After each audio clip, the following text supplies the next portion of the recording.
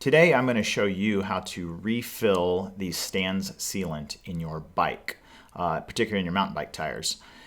You can do this with the wheels on the bike, and you can see my bike is just on the wall here, and the bike just needs to be in an upright position. Doesn't matter if the bike is right side up or upside down, but once the bike is in an upright position, you just need to rotate the wheel so that the valve stem is on the bottom of the wheel and the valve stem pointed up. That's how you want the position of the bike, at the wheel vertical. Now let's take a look at some of the stuff we're going to be using here. So obviously you're going to need some stand sealant. You will need a valve core removal tool, and then the stands injector, which consists of the syringe and then this hose, and then on the end of that hose is that little adapter that's going to screw onto your Presta valve. Now, something else I'm going to add here, and this is optional, but I'll show you why I use it, is this little bowl or a dish of some kind to put some of the sealant in, and I'll show you why I do that. And then a rag just in case. Hopefully you really don't need the rag very much at all. All right, take the cap off of your valve.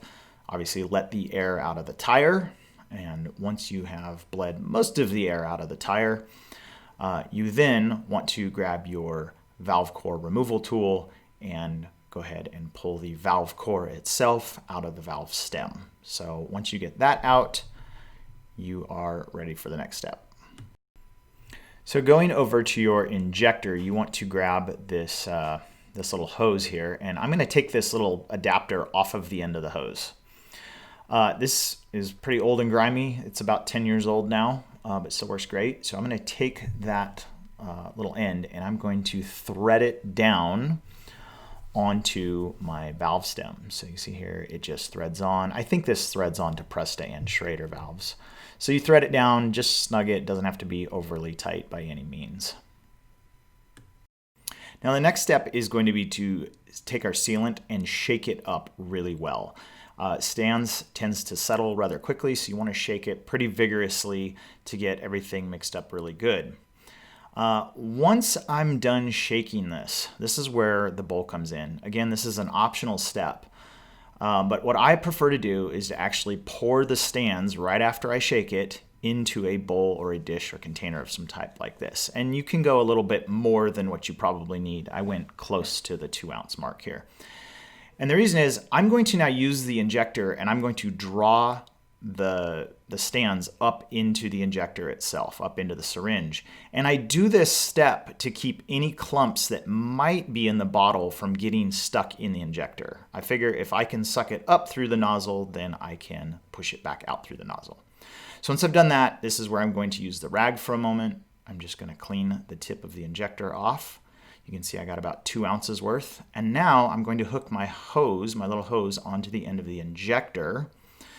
And then I'm going to fold that hose just to keep anything from leaking. And now I have this all ready to go and put on the adapter that's on the valve. All right.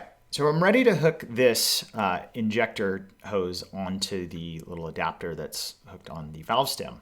Now before I do this, I want to show you a little trick, and this is to keep stands from coming back out, because a lot of times you shove that in and then there's a pressure that pushes the stands back out. So if you grab the tire a little ways away from the valve stem and just push it in, it's going to push some air out while I use my other hand to start putting the hose on the end of that adapter.